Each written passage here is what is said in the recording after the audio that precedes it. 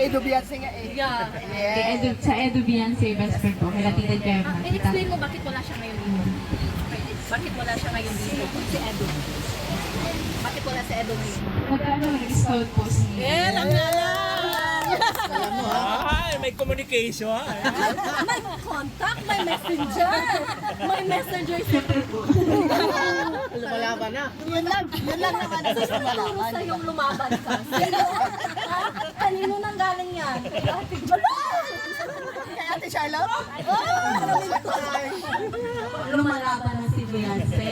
Sa iyo po mga kalingap, kung may tanong po kayo kung masama si Edo, huwag po sa amin. Sa kanya po. Yan. Siya po ang nakakaalam. Tama ba?